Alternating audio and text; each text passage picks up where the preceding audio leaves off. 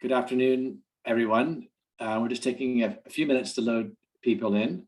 But my name is Richard Joy, Executive Director of ULI Toronto. And before we get started with Pulse Check, the 20 plus year bull run of Canada's second largest real estate market, we're going to play our member video. Please run that.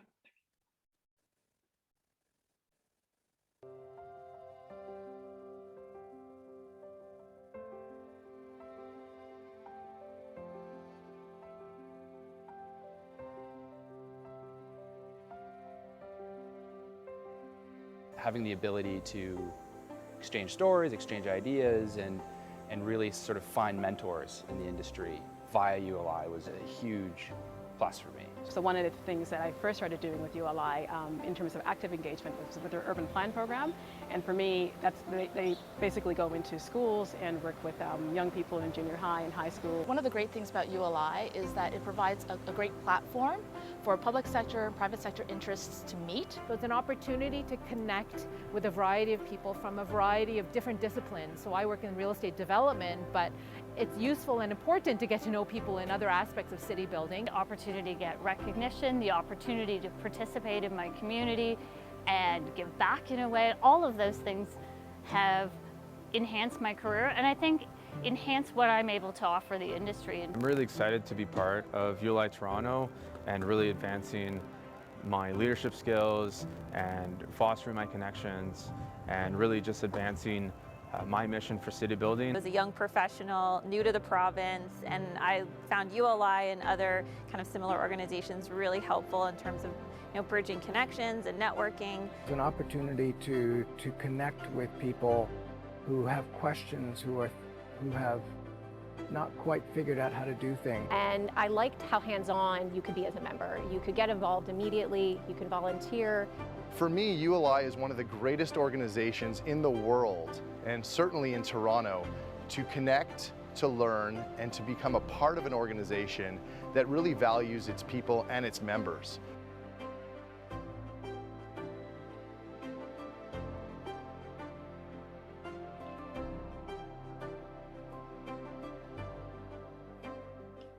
Thank you. Our membership video is your invitation to get more involved with ULI Toronto, the world's largest and most active ULI chapter. A few notes to ULI members or those who are not yet members. Some of the things that you may want to take advantage of in your membership is access to our global membership directory, which is second to none for networking around the world. Engagement opportunities to join our committees through the navigator function. We'll put that into the link for you. As we are now returning to in-person events, you'll be able to find out who's actually attending those events in advance. Another incredible networking opportunity for you. And finally, Knowledge Finder. If you're not aware of Knowledge Finder, it is an amazing database going back about 80 years of case studies in North America and around the world that you can access through keyword searches, a very, very powerful tool. So we wanted to emphasize that. As mentioned at the top, my name is Richard Joy, Executive Director of ULI Toronto, and welcome to ULI Toronto's webinar, Pulse Check Montreal, the 20-year bull run of Canada's second largest real estate market. Before we get started, though, I'd like to take a moment to recognize the people who were here before this land was settled. And I'll apologize in advance for some mispronunciations, as some of these names are new to me. We acknowledge that our work in the Check Montreal takes place in the traditional territory of Niagahaga, the Mohawk Nation, a gathering place that has long served as a site of meeting and exchange among many First Nations, including, as mentioned, the Ga-Nian-Gehaha of the Haudenosaunee Confederacy, the Huron, the Wendat, the Abenaki, and the Anishinaabe. We recognize and respect the Ga-Niagahaga as the traditional custodians of the land and the waters on which we meet today. Today, it is home to many diverse population of Indigenous and other peoples. We respect and continue the connections with past, present, and future in our ongoing relationships with the Indigenous and many others within the Montreal community. ULI stands in solidarity with Indigenous communities demanding action and accountability for the ongoing legacy of the residential school system. And we also acknowledge and honor those who've come here involuntarily, particularly descendants from those brought here through enslavement. ULI is also working with our sister real estate organization in the Toronto region and indeed across Canada to support the local effort in response to the escalating crisis of the war in the Ukraine. In the coming weeks, you can expect, in fact, April 1st, more details about how our industry can support the growing relief effort, including initiatives here in Toronto region as the refugee and immigration waves arrive in Canada. In the interim, you can immediately support one of two fundraising campaigns that we'd like to flag for you in the chat, the links, the Canadian Ukrainian Foundation and the Red Cross of Canada. Again, these links are about to be posted. Today's event and all other ULI programs would not be possible without the support of ULI's annual sponsors. I'd like to thank all of the sponsors for their support. Now more than ever, ULI relies on the support of sponsors to put on high quality programming to drive our mission to shape the future of the built environment to transformative impacts in communities worldwide. To all of them, we say thank you. Now to the program. I immediately get to introduce Diane Prekop. Diane holds a position of team leader with data solutions at Group Altus Montreal, the Altus Group. Diana will begin with an overview presentation, followed by a panel discussion with our panelists that will be led by our moderator, Ruth Fisher from CBRE, who will also continue on as our MC for the program. I'll return with audience Q&A toward the 45-minute mark.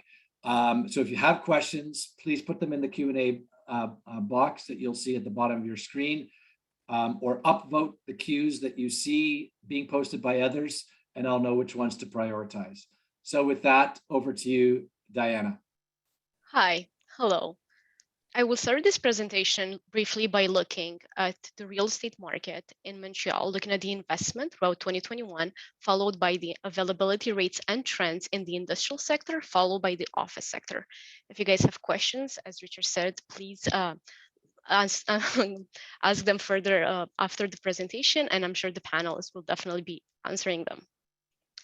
We will be starting by looking at the investment activity in 2021. So if we're looking right here, Montreal is definitely reached a $10.5 billion within the 2021, a very big increase comparing to 2019 to 2020. So definitely pandemic has hit the Greater Montreal year during the 2019 and 2020. However, in 2021, we have seen a significant increase. Montreal remains an attractive target for investors as well.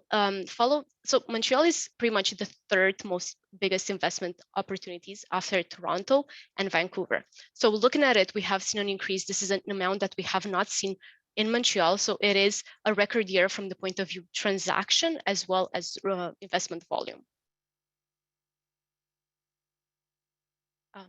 While looking at the national cap rates, we're definitely seeing a few trends that are following very much the Montreal bench. So if we're looking in the downtown Class A office building, we're seeing a slightly increase in the cap rates, reaching pretty much mid fives, while we're looking in the industrial sector, a sector that has been very much in demand all nationally, but especially in Montreal as well during the pandemic. So office industrial assets have been significantly traded.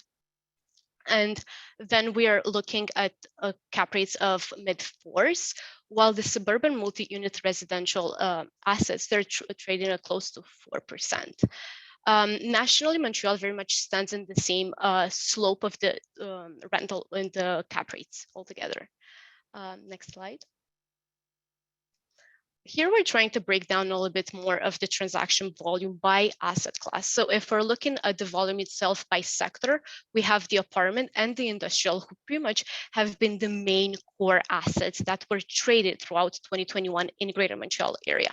So we have close to 4 billion in the apartment sector, as well as in the industrial sector, we had close to 3 billion.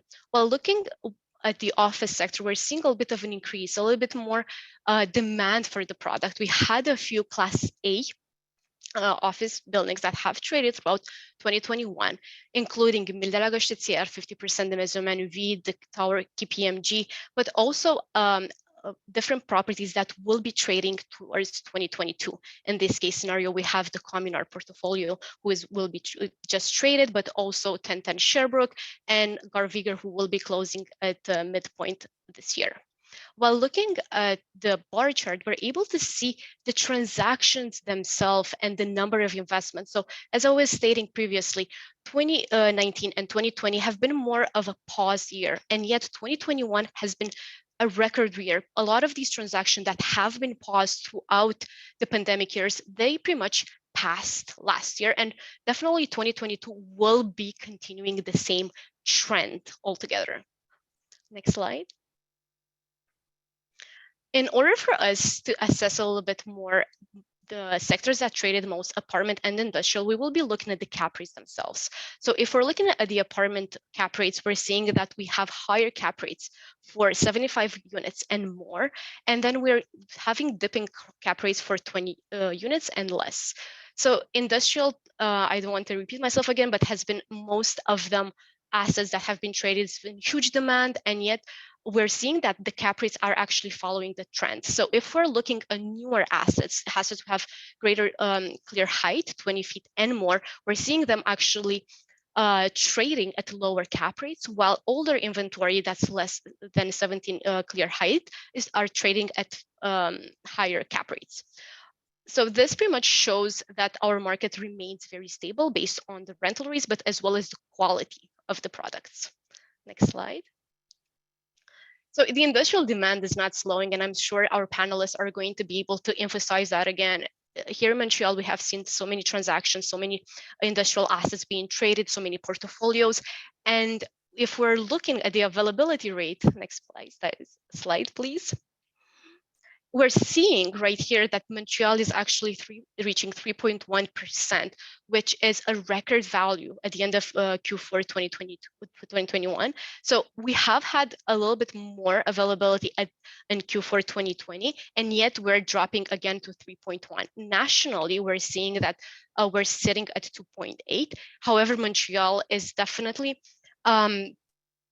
a tight availability. This we have not necessarily seen in the past years. The pandemic definitely had an impact on the availability rate, but also the limited inventory. There is a limited amount of inventory that is being very much, everybody wants a piece of it. So Montreal is sitting at 3.1, and we're going to look at the under construction projects. Next slide, please. So when we're looking here at under construction, we don't have a significant amount of under construction. We're reaching 5 million square feet of under construction. But what is to be noted in this slide, we're able to see that the availability while projects are under construction versus the next slide, if you just want to bring it up, is while the buildings are completed, it's a big discrepancy. So when the buildings are completed, we're seeing availability at 10%, but while they're under construction, we're seeing, if we're going to the previous slide, 58%. So all that to say is that in the moment that the buildings are under construction, pretty much 60% of the space is available. However, when they're hitting the market, if you want to put to the next slide, we're only seeing 10% of that available inventory, in fact, being part of the market, being the active vacant inventory. All that, therefore, all of the under construction buildings are already spoken for. They're already being pre-leased and pre-committed to tenants. We are also seeing a few suburban areas who are booming in this very moment, including the South Shore, the North Shore that we've already been seeing, but also L'Assomption, Benoit, Mascouche, Saint-Julie, Valleyfield, Candilac. All of these new submarkets are emerging because of the availability of the industrial land, but also more affordable of the industrial land. So if we're looking at the rental rates, please, would you mind next slide? We're being able to see that Montreal has a little bit more of an increasing rental rates. We're looking at pretty much close to $9.81 net, an additional rent of $4. That being said, Montreal has definitely increased in the rental rates, and there's a few factors that are actually contributing to this. The limited supply and it's definitely one of the aspects. There is also the fact that location, clear height, and the construction year that are all being a part of this increasing of net rents, as well as the additional rent. Moving forward, we're going to have a little bit more of a discussion of back to the office. And I think that a lot of people are able to understand and see that the dynamic and the traditional 9 to 5 is definitely not necessarily but we're seeing the office space being a different model, a hybrid model, a place where the office space is definitely a place for collaboration, a place of team building and culture. So if we're looking at the availability rate, Montreal, next slide, please. Montreal is definitely have a little bit more of flattening availability rate. So we are looking at Q4 2020, Q3 2021, and Q4 2021. So if we're looking right now, we're sitting at a 16.5 availability rate, which is slightly increased since the previous year. However, here in Montreal, we have not seen a tremendous increase in the availability rate, nor in the sublet space. What we have seen that tenants have been fairly committed to the space that they did had. So in other markets, in other metropolitan markets, we have seen a little bit more of a dump of space, but here in Montreal, people hold on to it, but they rather try to redesign, repurpose, rebrand the office space and being an attraction for their employees to come and gather and be part of a culture altogether. So it's not as much as the traditional office space, but rather the entertainment and the bringing people together, the team building, and all of that. So moving forward, we're not foreseeing for these rates to highly increase. However, we're seeing them to remain at the same levels. We also have seen that a few tenants actually expanded because they did wanted to make sure that this expansion of social distancing and be able to accommodate all of that and make people feel safe. We also see that with the add-on construction, a lot of tenants are looking more towards smaller satellites. So the offices that will be able to generate not only team bonding within the suburban peripheral areas of Greater Montreal, but also to avoid the public transportation with the COVID problems, and also still incorporating this hybrid model, team building. So the ROM, as well as the accessibility towards these smaller smaller regions are definitely having an impact. So people don't necessarily have to come to downtown core to be able to interact with their team. They could do it in the South Shore, they could do it in the North Shore, and the ROM is facilitating all of that. Next slide. So if we're looking under construction, we're definitely seeing a little bit more activity in the Montreal. So we're having under construction offices with close to 4 million square feet under construction, and 50% of this space remains available and up for grabs. We're definitely seeing that tenants that are looking to expand and go into a new place, they're very much interested in the newer buildings. We have seen that everybody wants the LEED, the BOMA, the WELL. Everybody wants to have all the amenities of the newer buildings within Montreal, especially if they could afford it, in order to generate, as I was saying, this team bonding, this generations, and everyone to be able to get together in the office rather than working their traditional 9 to 5, but to create a team synergy. Next slide, please. So the main takeaway is it will be definitely the investment activity will continue to be strong in 2022. We definitely are looking at a few investment opportunities that are passing, but also there have been announced. We're definitely seeing a little bit more of the momentum that started in 2021 to keep on continuing throughout this next year.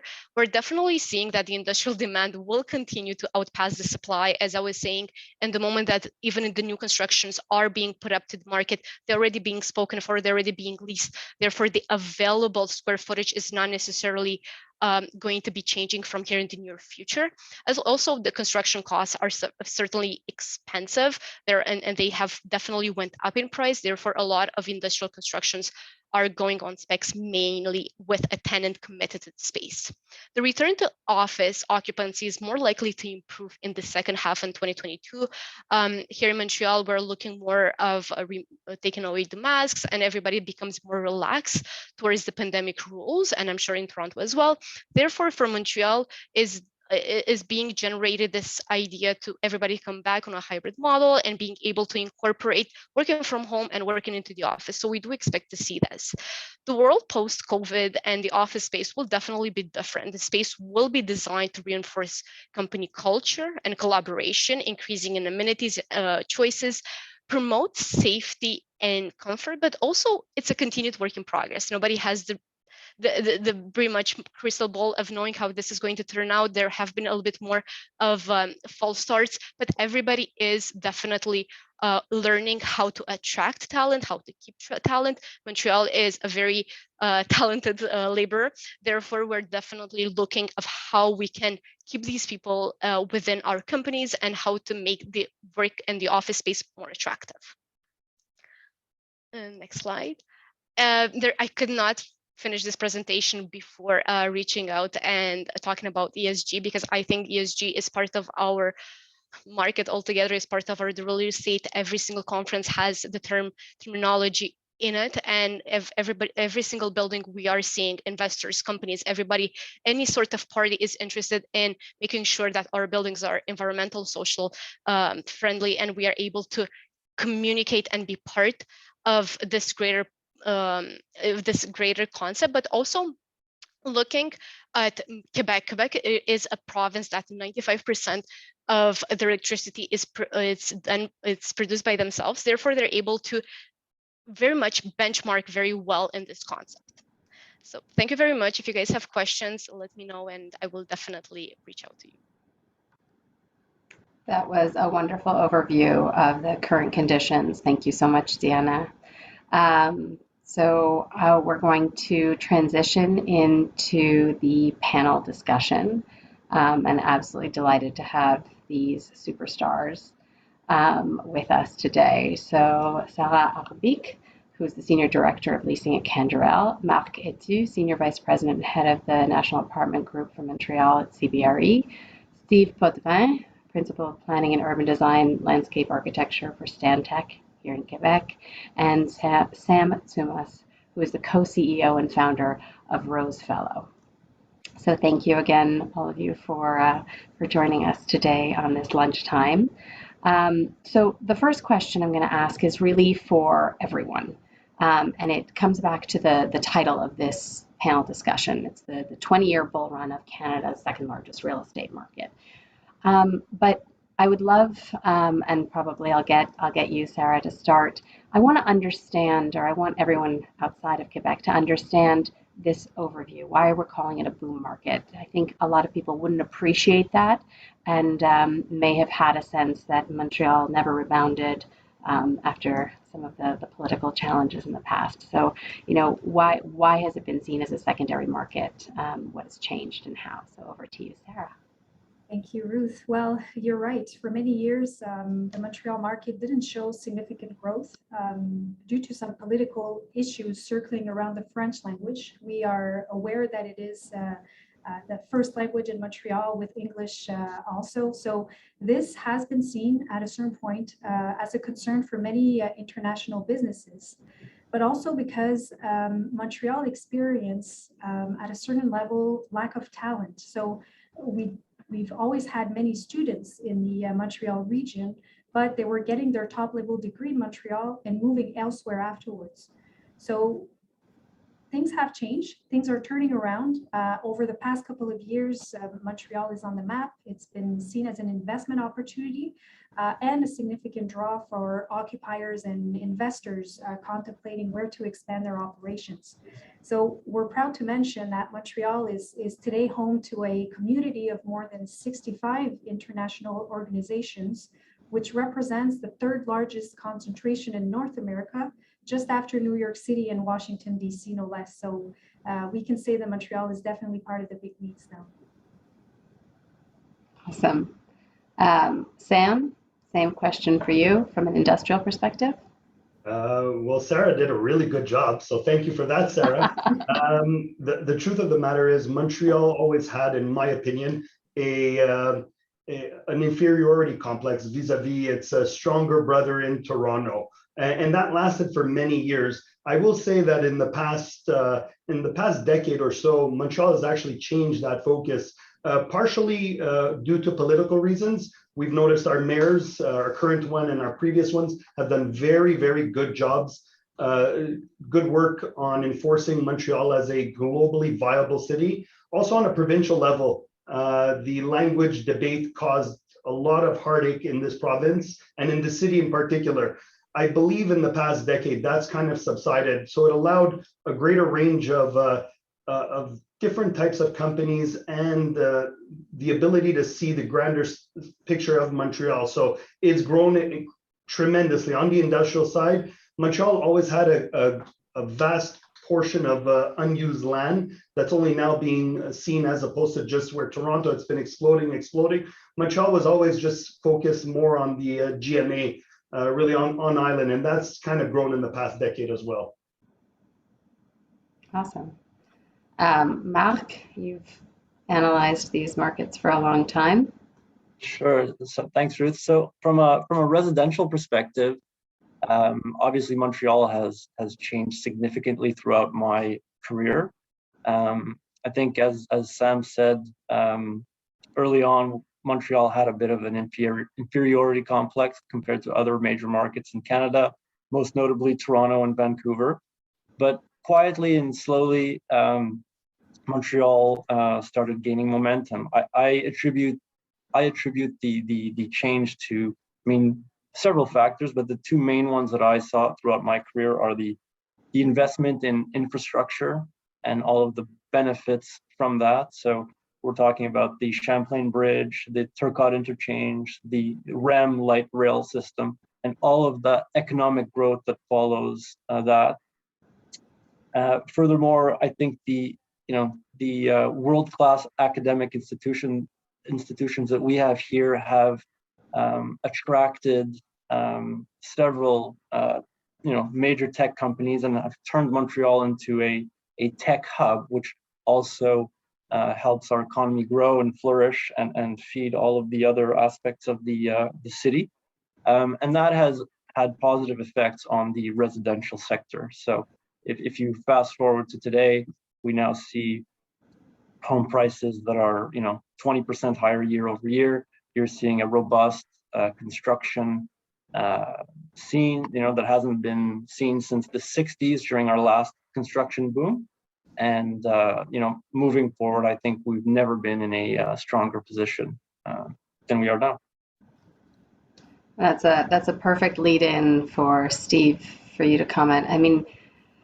So much of the growth is dictated by our land use and planning framework, and just wondering what's made Montreal from the planning perspective over these past 20 years.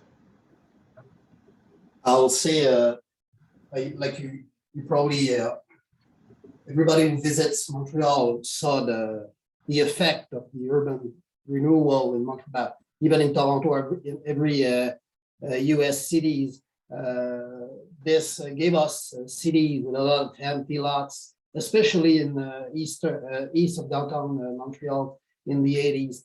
The good thing, Montreal is not an exception, just as San Francisco, New York. The city did a great master plan in the 90s. In 1996, after a big economic summit, the elected people at the time, the RCM, adopt a vision for Montreal. So in the 80s and the beginning of the 90s, everybody was working toward one goal, finding the identity of Montreal. What is the Montrealness of Montreal? Because everybody was seeing the economic and the development move to the west in Toronto. And so everybody was working, how can we find our own identity to be competitive in the future? So in the 1990s, a lot of professors in universities, architects worked to develop what is the Montrealness of Montreal today, which I think is a big asset for, that's why the market is hot right now. So I think we were ready for the economic shift. So, the green city, our park, our social acceptability, sometimes it's a problem, but I mean, all the social aspect of the city. Now it turns as a shift toward the future, an adaptable city. So we saw the urban fabric of Montreal have been adaptable through classic 3 stories flat to towers, and the most important is how it's connected together and how we the link between all those neighborhoods and the human scale that we can keep even in that big development context or big hot market, just like we are living right now. And, and it's COVID has obviously impacted our urban fabric and how we're using the city, but we're starting to see some reopenings. We're starting to see, as Deanna mentioned, the recovery taking effect. I know in Toronto, the ULI team provided with a stat of office occupancy at 17% now, which is the highest since the pandemic started 2 years ago. Sarah, in terms of Montreal, what's the picture and the reoccupancy looking like here? It's very close to the Toronto rates. It's still low in Montreal, but it's promising. Here in Quebec, the reopening of offices started in February. Then there was spring break, so we've only seen now with the March starting. So people are coming back to the office. More importantly, even more so than during the pandemic. Like Diana mentioned, hybrid is definitely the new normal. Some companies, they have preferred to have fixed schedules for return to work, for example, 2 to 3 days fixed per week for all employees. Others are more on a work from anywhere basis, which allows more flexibility to the work schedule. But with conversation we've had with many of our tenants, the projection is that it's going to still take a few more months before getting back to pre-pandemic occupancy in buildings in the downtown core.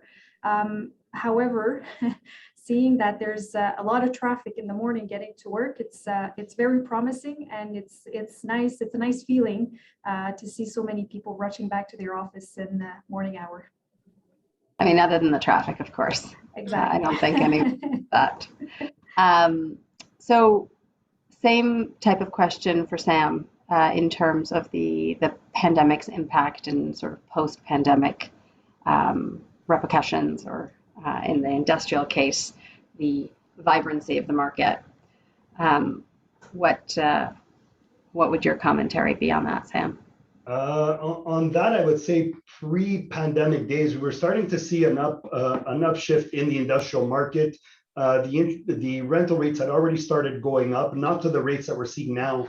At the onset of the pandemic, though, there was a clear pause for a few months where everybody, it seemed in any industry didn't know what was happening, whether it be retail, office, industrial. So everybody paused, including investors, institutions. I mean, everybody put pen to table and said, let's see what happens. And I think quickly, and I think everybody on the panel here will agree, we started seeing e-commerce just explode. I mean, I'll speak for myself. There's packages that come to my doorstep every day between myself and my wife, and I think even my kids now have access. It's incredible. So everybody orders, and we were, I mean, on my end, I can tell you, we saw the e-commerce boom happening, but just not as fast as it did. And I think that just created a whole new industry in the industrial sector that was never contemplated before. Montreal was always pushing being a manufacturing city, R&D, and all of a sudden it just became a distribution center requirement across the board. I know that Diana showed a stat before about the increased rental rates of $10 a foot, or nearly $10 a foot average across the city. Now that's an interesting stat, because Montreal, up until recently, had almost no new product on the industrial side. I mean, there's a few big developers in the city, but we very rarely in the past ever built on spec.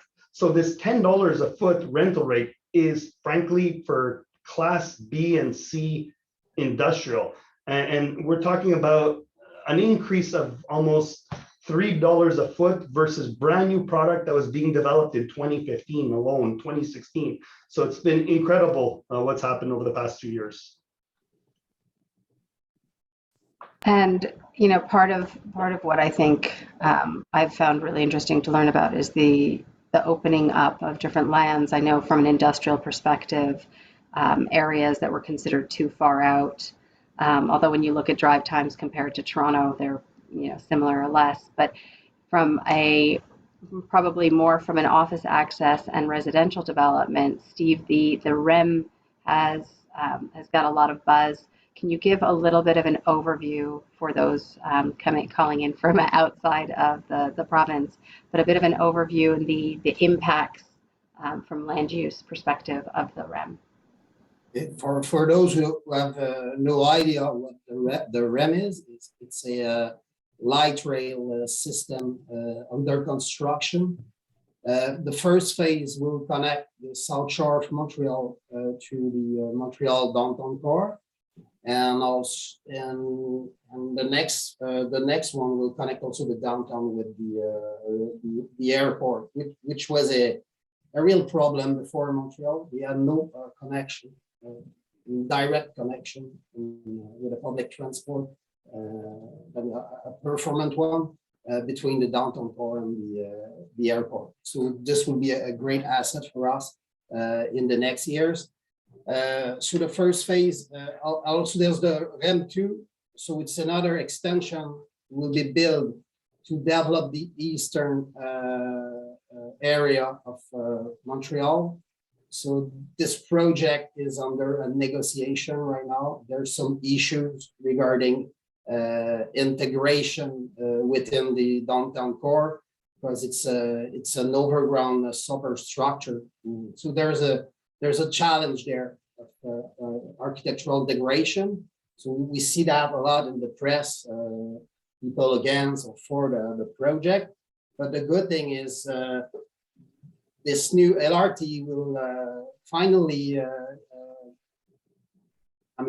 assure that the South Shore of Montreal would be connected with the. I saw this as an extension of for the first phase. No? I saw it as a great opportunity to redevelop the classic South Shore suburb into a more vibrant community. So there's a lot of opportunities in the future.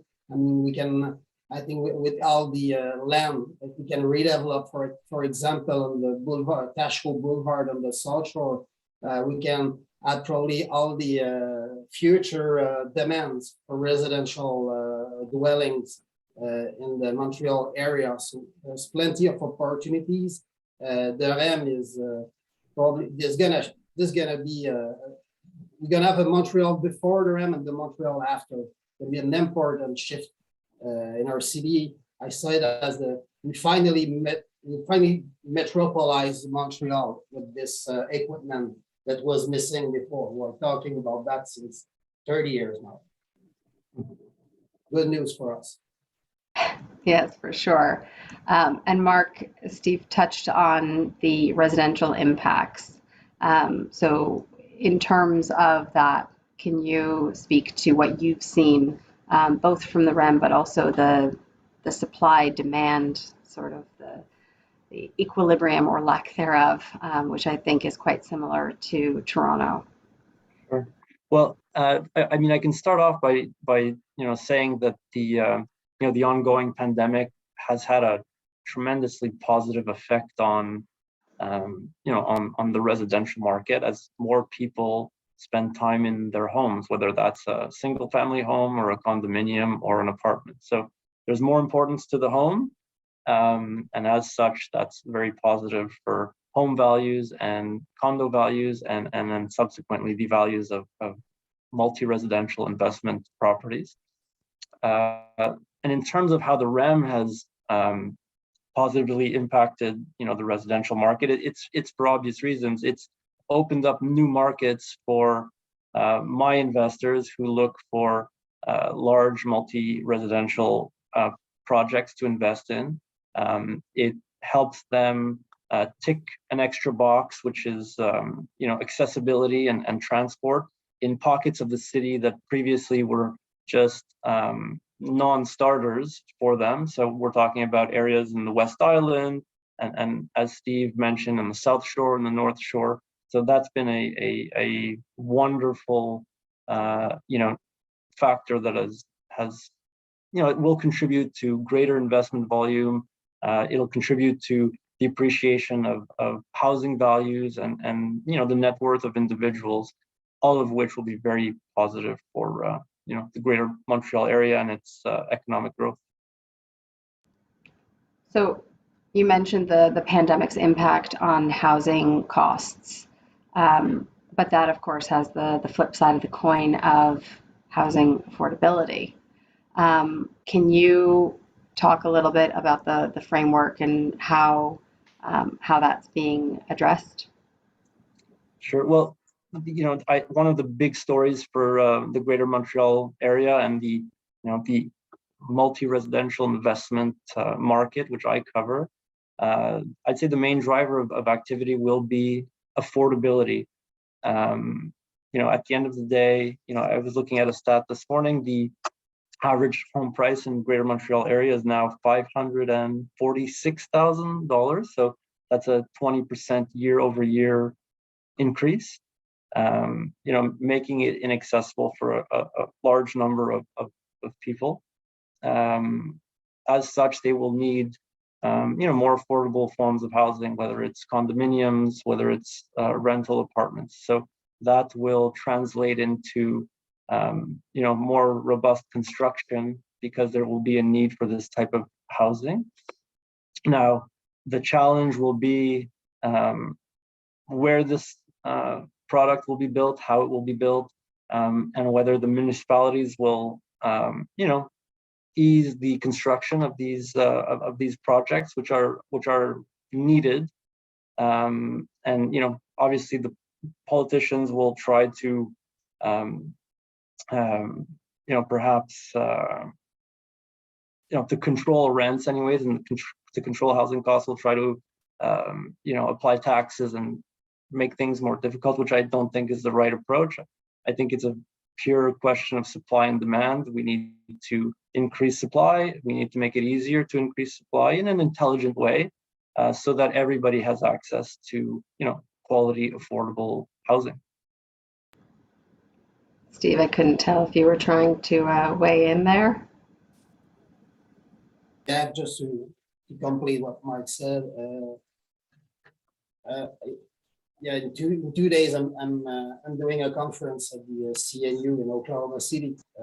It's a panel on equity, and I'm gonna present the Montreal Plex. The urban form of Montreal helps to create equity within our history. So the classic Londonian flat, we call it the Plex here in Montreal. So you can use it at every time of your life. So it's adaptable, it's wooden structure.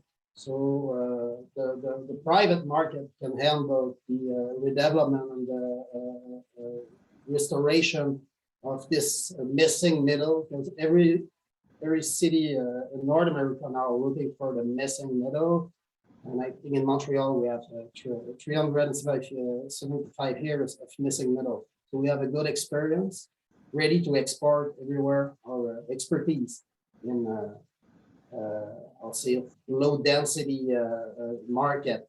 And like Mark was saying, I think the keys is to develop other area, assuming another a bigger offer, so we can maintain our existing stock. So, and there's a heritage preservation issue behind that. So it's a complicated formula, but I think a good cooperation between the public and the private sector will help fix this small problem.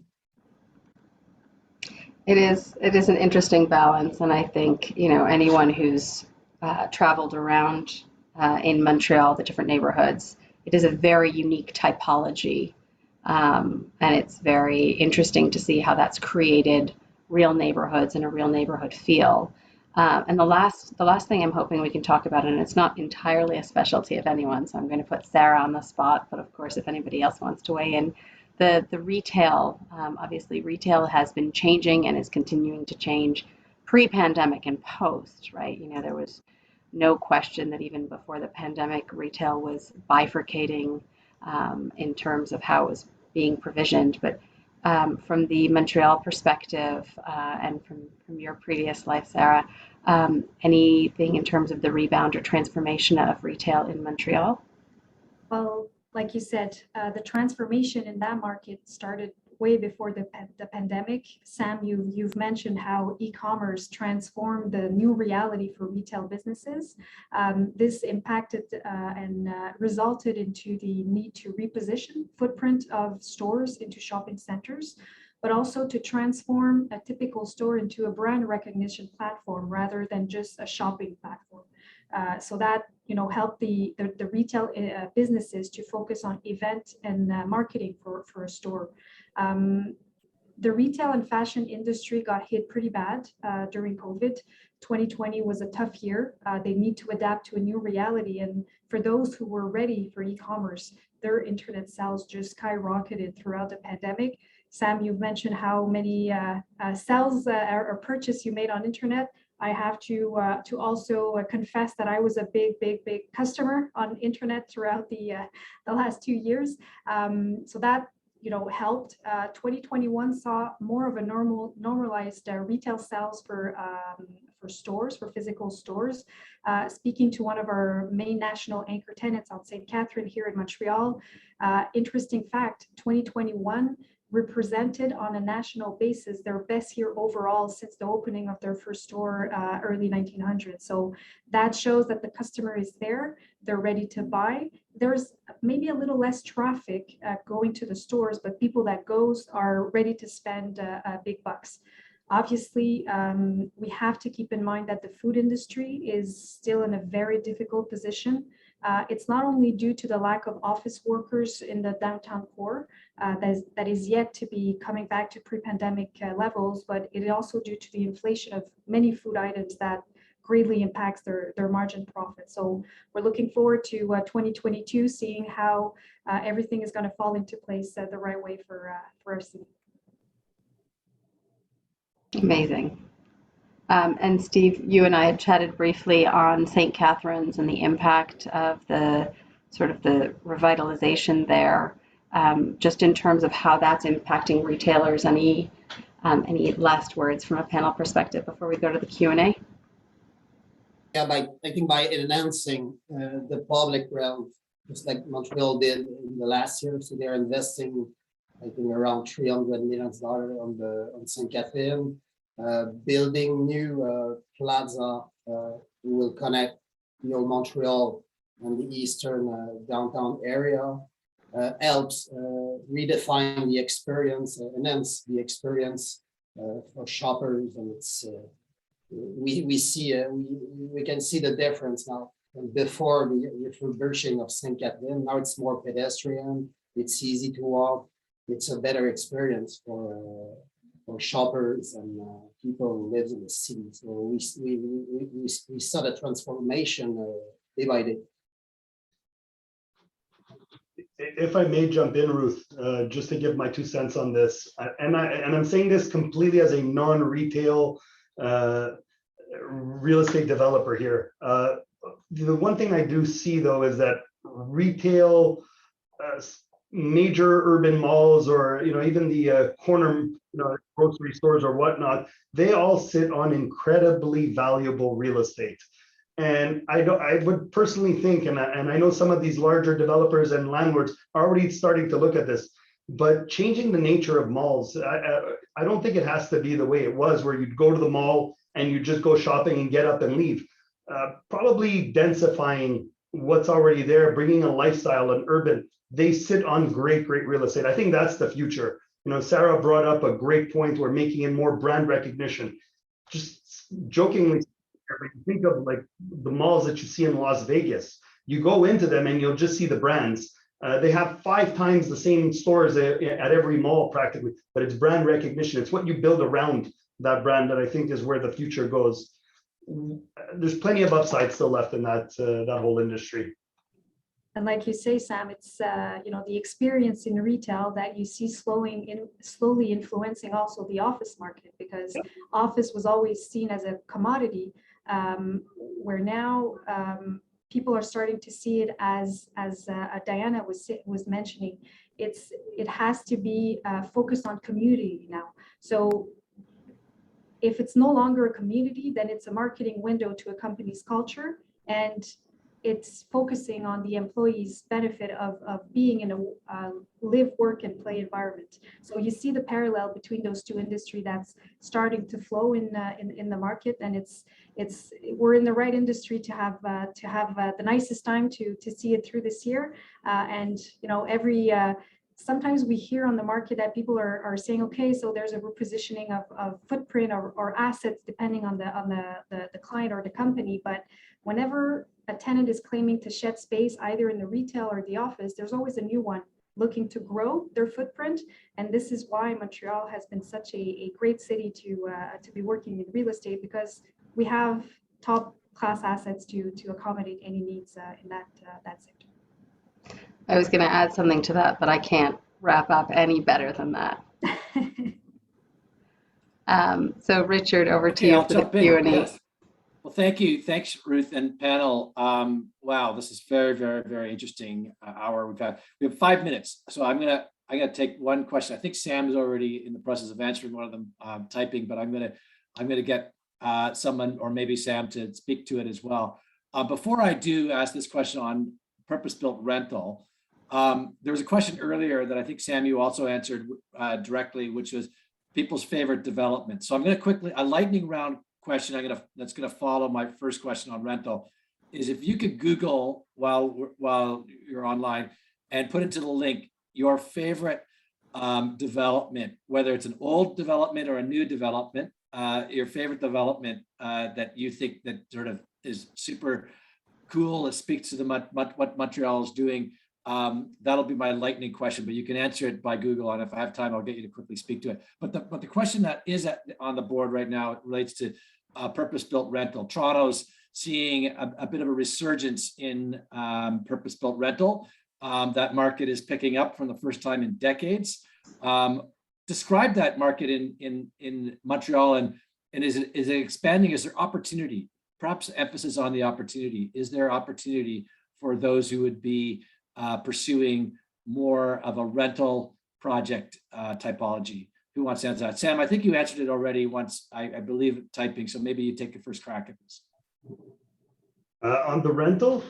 Sorry, I hadn't gotten. Yes, rental. Yeah. What to look for? Well, some of the key drivers are actually mentioned.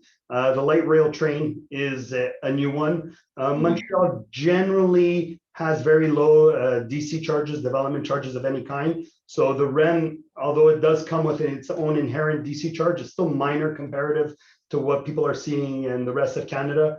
Evidently, being close to regional malls, the metro system here is always a big plus. Montreal, really, what I'm seeing is generally the rental rates are fairly stable across the board outside of the downtown core. So whether you're in the North Shore, the South Shore, you're pretty safe on the rental rates, and overall our costs are lower than the rest of Canada from what I've seen for the major cities. So there's a good potential for development upside. Same challenges I think as anywhere else. There's always the zoning, the density, labor has been proving to be difficult lately, so timing is always a concern. And evidently, whatever borough or municipality you go in comes with its own little quagmires. Mark, how about you jump in on that same question if I can? Sure.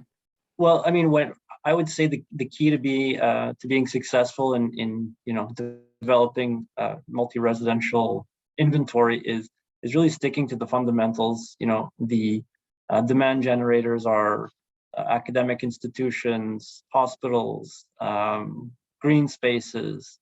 And again, just to touch on what Sarah and Sam were discussing earlier, we're seeing people wanting to connect more. A sense of community is important. So in any residential development today, you need to have an amenity-rich offering that allows people to connect, either through working out, through co-working spaces, through you just have to build a community within your development, and I think people are really looking to do that and to connect. But lastly, I would say that because of where construction costs are, because of where our population growth is, I'm very bullish about the multi-unit residential market moving forward. I think our growth is going to outpace our supply, and so not that you can't miss, but I'd say I'm very bullish. Let's put it that way. All right, great answer, great answer. I'm going to quickly, Deanna and Sarah, and if I have a chance, Steve, to come to your missing middle, I so want to. We'll see how we're doing. We're going to end up 2 minutes to 1. Sarah, 30 seconds or so on the question of construction costs, or if you want, Deanna could jump on that one too. But in Toronto, labor shortages are part of what's driving up construction costs. Obviously, materials are universally an issue. Maybe you could speak to labor and materials, but labor in particular. Is there any advantage in Montreal, or are you in much the same situation as Toronto on the unstable and ever rising construction costs? It is the same situation, I think, on a national basis, unfortunately. But this is where I believe landlords can have an advantage. We have real estate. So the more ready to go we are with turnkey solutions, this is going to offset the cost, the variance in construction costs, any delays. The idea is to accommodate fast occupancy by tenants. So by pre-building, you make sure that you invest intelligently, but you also accommodate what the tenant is looking for. Sam was mentioning that the last 2 years was a wait-and-see period for a lot of companies, waiting to see what was happening. Well, now we're in 2022 and people are ready to make a move. So if landlords are not ready, then any project that involves a full construction is going to be sometimes discounted due to that unknown situation in the construction industry. So this is where, as landlords, we need to be ready to go in those situations. Excellent. Diana, 30 seconds to you. I definitely agree with Sarah. And I think that within Montreal being such an incubator of talent altogether, there is the possibility, there is the language component, and the pandemic definitely accelerated all of the entertainment we're seeing that we want office buildings to have. The same as with retail, we wanted to create that community, we want to create entertainment, we want to create that office synergy, and I think Montreal is very well positioned towards it because of the talent, universities, and the language altogether. Super. Listen, I'm going to wrap it up. I was asked to give it 2 minutes before the one, and we're just about there now. Super huge, big thank you to CBRE, who helped us organize this program in the first place. To all our panelists, Sarah, Mark, Sam, Steve. Steve, I'm sorry I didn't get to a question for you. I was really interested in your missing middle. Diana, this was a terrifically fascinating program. You'll see some upcoming events up on the screen.